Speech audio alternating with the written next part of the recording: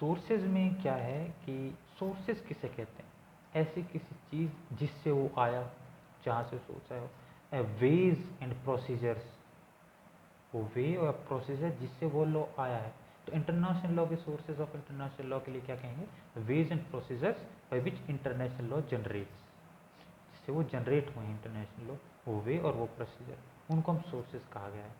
Sources ये international law है, ये पूरे वर्ल्ड पे अप्लाई होने वाले लॉज हैं। पूरे वर्ल्ड के नेशंस इसके अंडर आते हैं, वो इंटरनेशनल ऑर्गेनाइजेशंस इसके मातहत आते हैं। तो इसके सोर्सेज का कैसे पता चले कि ये बने हैं, तो कैसे बने हैं? इस चीज़ को बताने के लिए एक इंस्टीट्यूट है इंटरनेशनल कोर्ट ऑफ जस्टिस का, एक अलग ही बनाया गया है जिससे इंटरनेशनल कोर्ट ऑफ जस्टिस चलता है, जो उसका इंस्टीट्यूट है, जिससे वो वर्किंग किस तरीके से करेगा, उसके लिए एक इंस्टीट्यूट बनाया गया है। तो उसमें एक आर्टिकल है, आर्टिकल 38, उसमें 4 थिंग्स बताई गई हैं बेसिकली। मतलब हम ऑफिशियली जो कहेंगे कि ऑफिशियली 4 चीज़ें हैं, ऑफिशियली 4 चीज़ों को सोर्स माना गया है इंटरनेशनल लॉ का, कि इन 4 बातों पर पूरा इंटरनेशनल लॉ टिका है। इन्हीं 4 चीज़ों से इंटरनेशनल लॉ निकल के आता है, इन्हीं से बनता है इंटरनेशनल लॉ। तो इसमें क्या क्या क्या दिया है, क्या है वो 4 सोर्सेज? इसमें सबसे पहला जिन्होंने सोर्स दिया है इंटरनेशनल कन्वेंशन, वही एग्रीमेंट या पैक्ट, ये इंटरनेशनल एग्रीमेंट है। बहुत सारे नेशंस मिलके कोई एग्रीमेंट करते हैं। एक सबसे अच्छा एग्जांपल मैं आपके सामने दे चुका हूँ, पेरिस एग्रीमेंट। इसमें सारे कंट्रीज बैठते हैं और वो पर्यावरण पे, अपने एनवायरनमेंट पे डिस्कस करते हैं, कहते हैं भाई इसे बचा लो, नहीं तो मर जाएंगे। तो इंटरनेशनल कन्वेंशन, तो ये क्या कहता है? वो दो ट्रीटीज और agreements between subjects of international law. Subjects क्या होंगे? नेशंस। डेफिनेटली इंटरनेशनल लॉ के सब्जेक्ट्स क्या हैं? इंटरनेशनल लॉ के सब्जेक्ट्स हालांकि हम फर्दर डिस्कस करेंगे, लेकिन इंटरनेशनल लॉ के सब्जेक्ट्स मैंने आपको बता दिए, 2 हैं, एक इंटरनेशनल ऑर्गेनाइजेशंस और एक नेशंस, कंट्रीज। तो treaties are agreements between subject of international laws creating binding obligation in international law. तो ये वो हैं जो बाइंडिंग ऑब्लिगेशन बना देती हैं सब्जेक्ट्स पे, कंट्रीज पे। ठीक है, ये कन्वेंशन हम समझ रहे हैं, कन्वेंशंस का मीनिंग क्या है, ट्रीटीज का मीनिंग क्या है, एग्रीमेंट्स का मीनिंग क्या है, ये सब एक दूसरे का सिनोनिम इंटरनेशनल लॉ में, कि कन्वेंशन और एग्रीमेंट और ट्रीटी और पैक्ट जो करते हैं, ये इंटरनेशनल लॉ का एक सोर्स है, इसी से इंटरनेशनल लॉज बनते हैं। जैसे इन्होंने एक पैक्ट किया सभी नेशंस ने मिलके वर्ल्ड वॉर 2 के बाद, कि हम एक ऑर्गेनाइजेशन बनाएंगे जो सभी को गवर्न करेगा, वो बना यूनाइटेड नेशंस।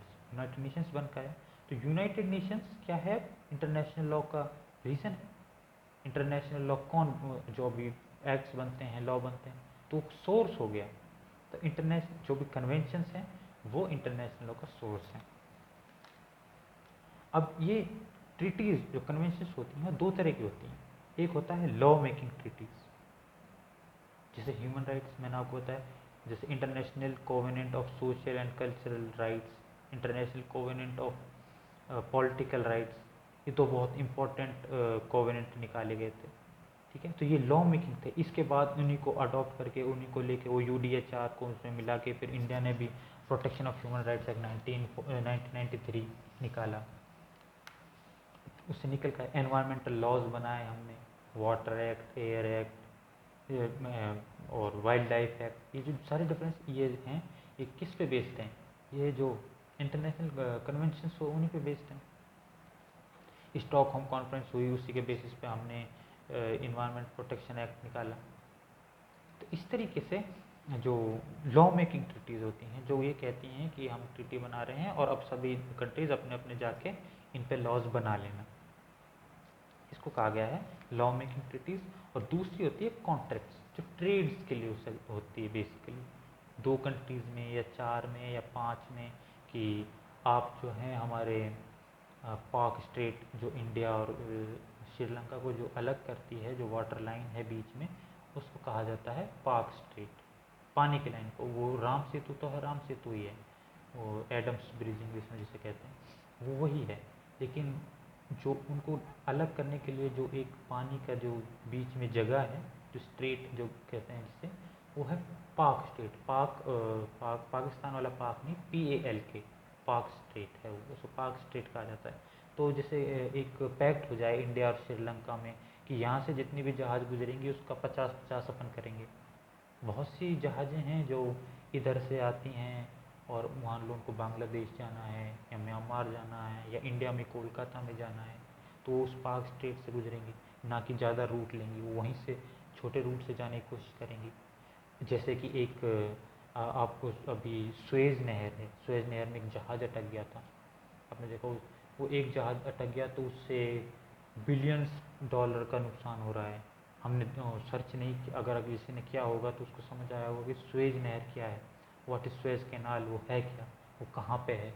वो इजिप्ट नेशन में है, और वो एक तरीके से USA, जो नॉर्थ अमेरिका है और सदर्न अमेरिका है और जो यूरोप है, उसको इंटरनल एशिया, मिडिल ईस्ट से या मिडिल एशिया से या इनसे कनेक्ट करती है। वो कनेक्शन वाली कैनाल है। दो बहुत फेमस कैनाल हैं इस पूरे वर्ल्ड में जो ट्रेड की वजह से बहुत फेमस है, जैसे पनामा, एक पनामा कैनाल है, दूसरी सुएज़ कैनाल है। ये दो इस दुनिया का सबसे बड़ा जो ट्रेड है उसको कवर करती हैं। तो इस सुएज़ नहर जो इजिप्ट में है, तो इसका भी इम्पैक्ट होता है कि आप यहाँ से गुजरोगे तो इतना % आपको देना पड़ेगा। तो इस तरीके से जो कॉन्ट्रैक्ट्स होते हैं, जो ट्रेड के लिए कॉन्ट्रैक्ट हैं, इंडिया का पाकिस्तान से ट्रेड शुगर का होता है, बहुत लड़ाई हो जाती है, फिर भी शुगर का ट्रेड नहीं रुकता है, शुगर का ट्रेड चलता ही रहता है। आज भी पाकिस्तान से हमारे यहाँ शुगर आ रहा है, क्योंकि अगर, और हमारे यहाँ से भी कॉटन और बहुत सी चीज़ें जाती हैं, बहुत सी चीज़ें जाती हैं, वो अगर हम वॉर सिचुएशन में भी हों तो भी वो ट्रेड नहीं रुकता है। इतने ज़बरदस्त पैक्ट्स होते हैं। इंडिया और चाइना में अभी जो बॉर्डर डिस्प्यूट्स हो गए थे, क्या उसने हमारे ट्रेड को रोका? हमारा ट्रेड चलता रहता है। ट्रेड अगर रुक गया तो इकोनॉमी दोनों तरफ की खराब होती है। तो ट्रेड के मैटर्स को नहीं रोका जाता है। तो ये कॉन्ट्रैक्ट्स होते हैं। तो दो तरह के होते हैं इंटरनेशनल कोवेनेंट्स, एक जो लॉ बनाते हैं और दूसरे जो कॉन्ट्रैक्ट से बनाते हैं।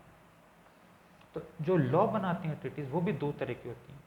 एक होती है treaties which frame universal international, universal, सार्वभौमिक, सभी पे अप्लाई होने वाली, पूरी कंट्रीज पे। जैसे मैंने बताया international covenant of political rights जो था 1967, 1963 और 67 का था, तो वो पूरे वर्ल्ड के जितनी भी कंट्रीज है सब पे अप्लाई होने के लिए था। दूसरा था treaties which frame general principles.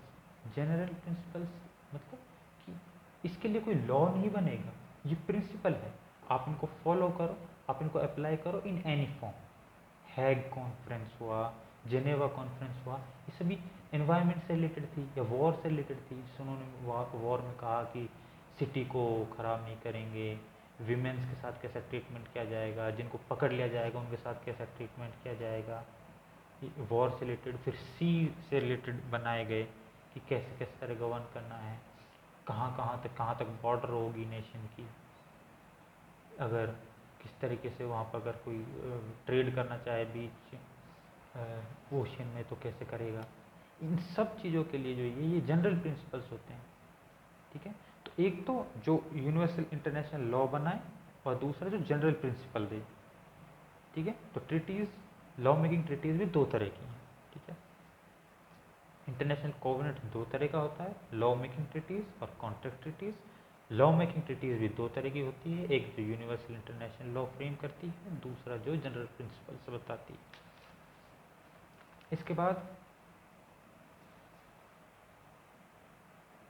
जो दूसरा सोर्स माना जाता है, दूसरा जो बड़ा सोर्स है वो है कस्टम्स।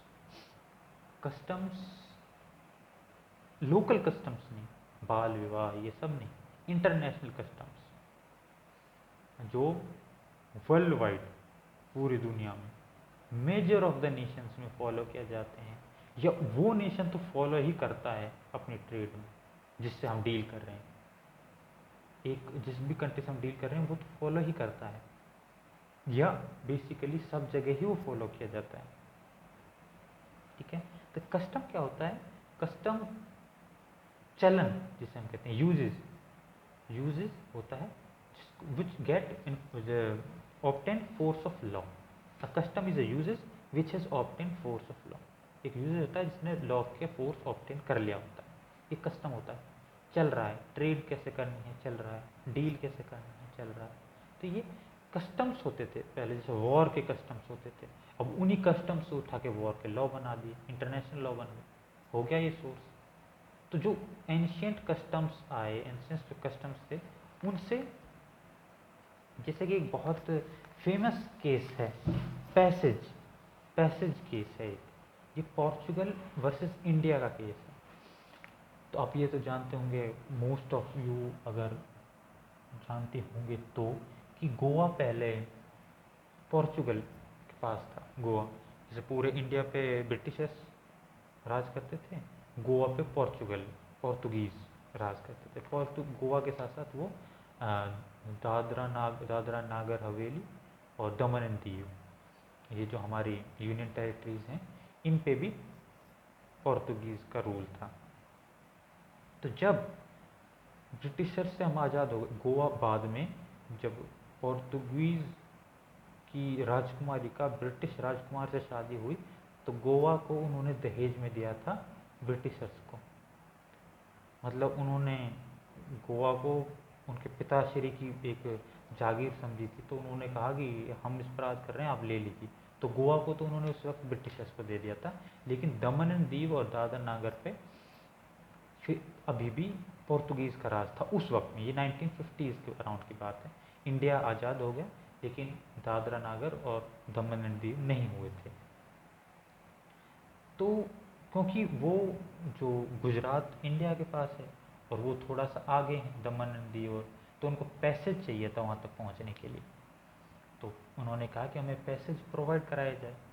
तो ये बहुत फेमस केस था। तो वो इंडिया ने कहा कि हम पैसेज प्रोवाइड नहीं कराएंगे, क्योंकि ये लोग वहाँ हथियार ले जाना चाहते हैं, और इंडिया उन्हें आज़ाद कराना चाहता था इन एनी सिचुएशन, और उन्हें अपनी टेरिटरी में लेना चाहता था। उनको ये हथियार ले जाएंगे और हम इसमें पैसेज नहीं देंगे। तो जो इंटरनेशनल कोर्ट ऑफ जस्टिस था उसमें एक केस गया, और उन्होंने कहा कि पैसेज दो, लेकिन पैसेज में सिर्फ और सिर्फ वो नेसेसरी आइटम्स जैसे खाना, कपड़े, ये सब चीज़ें ले जा सकते हैं, हथियार का पैसेज नहीं देंगे।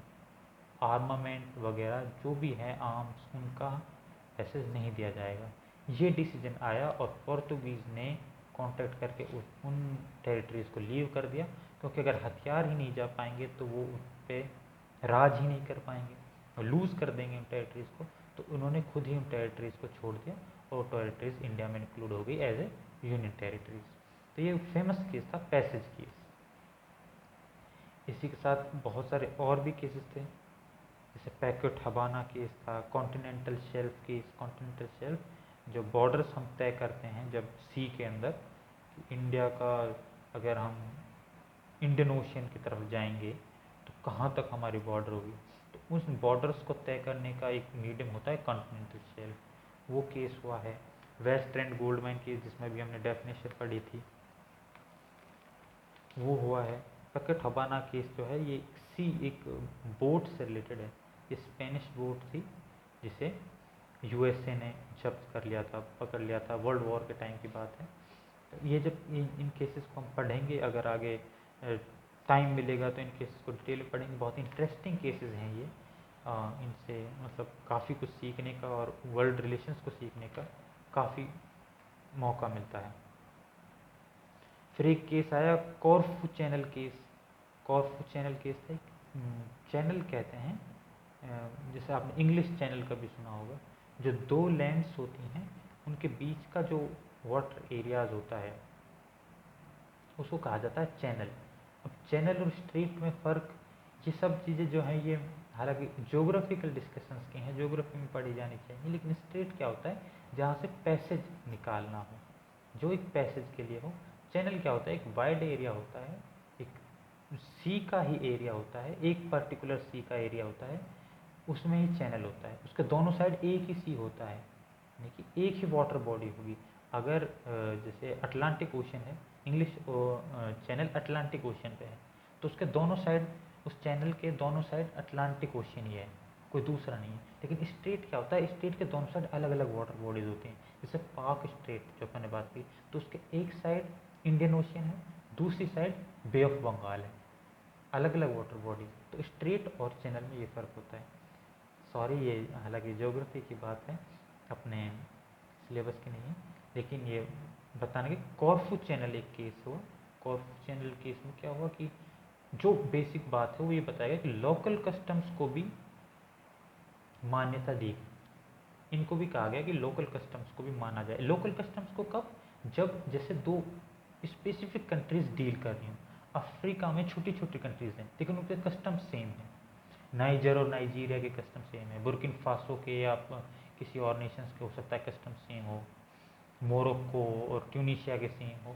तो जब उनमें वॉर हो रही है या उनमें कोई डील हो रही है, तो वो अपने जो कस्टम है उसको मानने के लिए मान सकते हैं। तो ये इंटरनेशनल कस्टम्स हैं, और बाकी का हम नेक्स्ट क्लास में करेंगे। दो हमने पढ़े हैं सोर्सेज, एक कोवेनेंट और एक कस्टम।